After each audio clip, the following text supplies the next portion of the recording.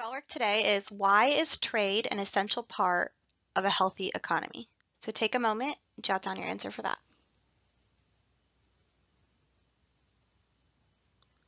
Okay, so hopefully you were able to come up with the idea that trade is essential for any economy because it allows people to get resources that they wouldn't necessarily have access to, right? So for example, we live in Florida and we grow lots of things here. There's farms that grow all kinds of vegetables. We have tons of oranges, right? But sorry, I got interrupted, but hopefully you understand that it allows us to get those goods. So if we have oranges and we have things like, I don't know what else Florida grows, like access to different fish because of the waters or whatever, we can trade for things elsewhere that we can't grow here. So for example, like cranberries come from up north, so we can trade for cranberries, or vehicles are normally manufactured in the Midwest, so we can trade for vehicles. And of course, in modern era, we use money to barter, but back then, in this classical period, they traded goods for goods. And if there was currency, and they did use currency, but a lot of the time it was goods for goods. It's also good for the economy because it allows an income, right? So if you're exporting goods, if you're trading goods to other people, then you're able to make money off those people and provide money for your people. And then in addition to that, or kind of coinciding with that, trading allows for new markets for those people, right? So let's say in Florida, we produce so many oranges that there's too many oranges, like Floridians can't eat them all before they go rotten. Well, if we trade somewhere else, then we have a new market to sell to, more people to sell to, and that's good for our economy. There were other things you could have said too, but those were just some ideas. Okay, so we are on a new unit today. It's called Trade Networks and Cultural Encounters. And again, we're still in that classical period. And I hope you've picked up on this, but we've been in that period for a little while now. We did Paleolithic and Neolithic and ancient, and then we've been moved on to the classical period, which is really like the years 600, 0 to 600-ish, that time frame. All right, so what are we aiming at? So by the end of the unit, by the end of this little section, so the next few days, we want to be able to confidently answer this question. What were the key causes and consequences of classical trade routes? Okay, so at the top of your Cornell Notes, there's a spot for you to write this question, so take a moment and write that down.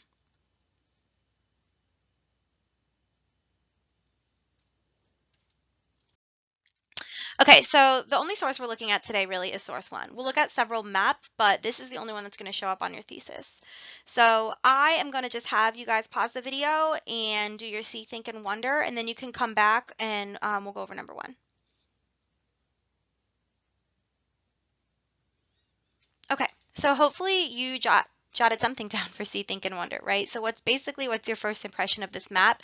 And again, remember to take in the caption. So the caption says, Map of Alexander the Great's Economic Legacy. This map depicts the trade routes and notable resources traded in the 2 centuries after the Alexander the Great's death in 323 BCE. So 423, 523. In those years, so between 323 and 523, right? That's 2 centuries after his death, these are the trade routes. This is what we saw.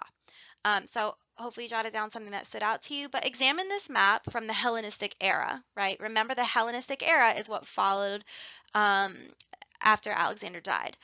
Which goods would be relatively easy to transport and which goods would be more difficult to transport?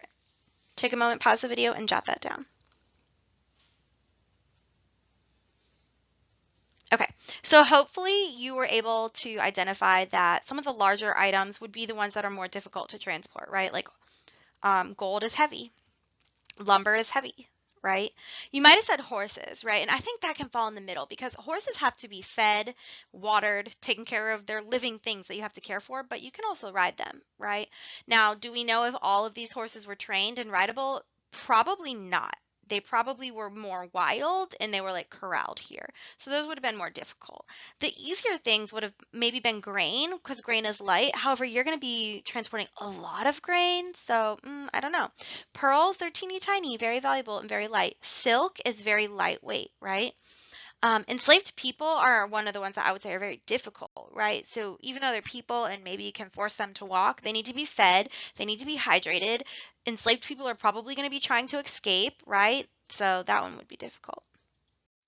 All right, so if that map represents the Hellenistic world, what effect would the creation of larger empires after the Hellenistic period and the classical period likely have had on the trade network pictured? So what I mean by that, because I said that very wordy, is as we see these empires grow and even larger empires maybe replace them, what's going to happen to this trade network? Okay, ideally, you're able to identify that the trade network will be affected, right? Likely it'll expand, it'll get busier, maybe there'll be more goods traded on it, maybe it'll be improved upon, different options. All right, so compare these maps. The one on the left is the one we've been looking at. We know the map of Alexander the Great's legacy depicts the 4 to 500s, right? It's the 2 centuries after his death, and he died in 323. The new map on the right shows trade in the similar region in 570, so just shortly after this map is really talking about. Was your prediction in number 2 correct? What changes or similarities do you see, right? And I'm just going to walk y'all through this one. So I want you to be able to identify, I'm going to use, let's see, yellow maybe?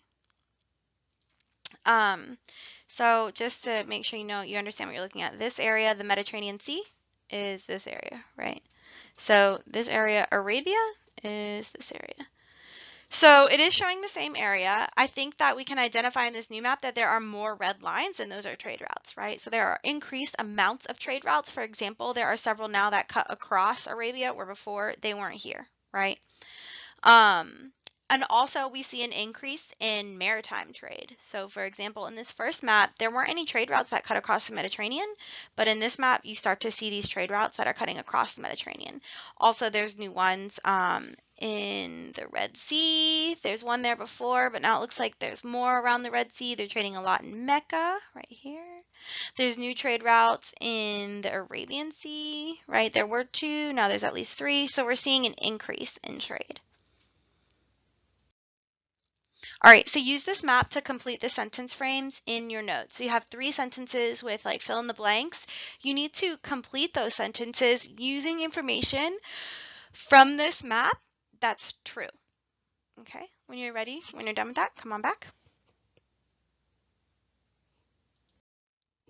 Okay, so again, these are Cornell notes, so they're guided, meaning I have you answering questions on parts of them, but I'm going to leave part of them up to you, right? So it just says classical trade routes, and you are the one that's going to be responsible for jotting down anything there that you think is necessary. So with the organization of large-scale empires, the volume of long-distance trade increased dramatically. Much of this trade resulted from the demand for raw materials and luxury goods. So the demand for raw materials means things that haven't been made into anything else yet. For example, let's say it's wheat. It means the wheat has been harvested but not ground, not baked, not used for anything else other than it's just been harvested, right? Or what's another raw material? Like in Florida, a raw material would be oranges, right? It hasn't been made into orange juice, it's just the oranges, okay? And then luxury goods, I think you guys can identify what that is, right? So anything that is made, that's nice, that's hard to get somewhere else. So gold, for example. Land and water routes linked many regions. The exchange of people, technology, religious and cultural beliefs, food crops, domesticated animals, and disease pathogens developed alongside the trade in goods across far-flung networks of communication and exchange. So you probably want to pause this and just jot some of this stuff down. And we're going to go just a little bit deeper into silk. So silk was seen as a valuable commodity in the West because at first only the Chinese could make it.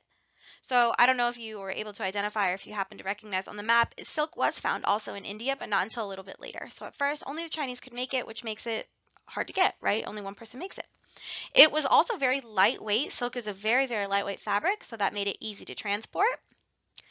To protect its trade value, the Chinese tried to keep the process a secret, right? So they knew they were the only ones able to create it, so they didn't want anyone else to be able to create it so that they could continue to like control the price and control the high demand, right? And under the Han Dynasty, which we've talked about a lot, revealing it actually was punishable by death. So if you did tell this process, the secret process, to another country or another region, you could be killed.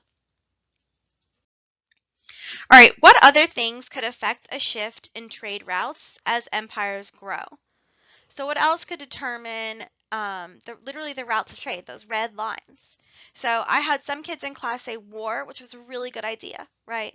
work definitely affect if you're going to go into a region or not. Geography is a good idea. If there's mountains or deserts or something, that's going to affect a shift in trade routes, right? If as the climate changes or for, just things like that, that's going to affect the areas that you trade through and with. We're going to talk about technology. So things like saddles and stirrups permitted the use of domesticated pack animals like horses, oxen, llamas, and camels to transport goods across longer routes. We've actually already talked about this. I would pray that you remember when we say, or when we said in Africa, we talked about trading in Africa for like salt versus gold, and we explained that the camels were a huge part of that process, right? So new technology is a big one. Innovations in maritime technology. So it's another example of new technology, but it deserves its own little bullet just because maritime technology specifically had a huge impact on trade during the classical world. And maritime technology is just saying like at sea, right? So improvements in sails and ships, as well as advanced knowledge of the monsoon winds, stimulated exchanges along the maritime routes from East Africa to East Asia. So people are trading from Africa to basically India, and they have to cross that ocean that has these monsoon winds. And during certain times of the year, I think it's pretty close to like 6 months and 6 months, they blow one way. And then in the other time of the year, these winds blow the exact opposite way. So for example, the dates are on the maps, but I don't have them memorized. So let's just say it's January through June. They blow northeast, right? And then June through December, they blow southwest. So you could start in Africa, follow the monsoon winds to India, stay there for a few months, and then catch the monsoon winds home when they change direction. So understanding that really had an impact on trade. Lastly, spread of disease. I think we can really relate to this year with the pandemic, but the spread of disease pathogens diminished urban populations and contributed to the decline of some empires, right? So imagine this pandemic raging in Rome when there's no real modern medicine, they don't have ventilators, they don't have vaccines, they don't have huge pharmacies putting all this money into developing a vaccine. They don't understand that masks help, right? And when you're sophomores and you guys learn about the Black Plague in world history, we get a lot more involved in this. It's really interesting, but we'll see it absolutely demolish some empires, right? And we see this throughout history, really, but we're living through it now. All right, number 5, what comparisons can you make between the trade routes we've been looking at and this map that depicts the spread of world religions?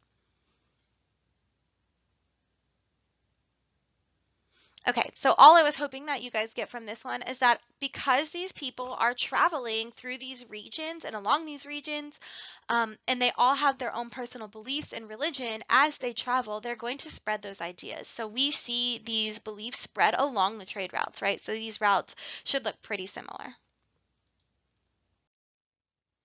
So, for example, goods were not the only thing that traveled along trade routes. We learned that Buddhism started in India, but because the Silk Road passed through India, Buddhism made its way to China and is still one of the largest belief systems present there. You have a spot in your paper that says cultural exchanges, so hopefully you jot this down or just the general concept behind it.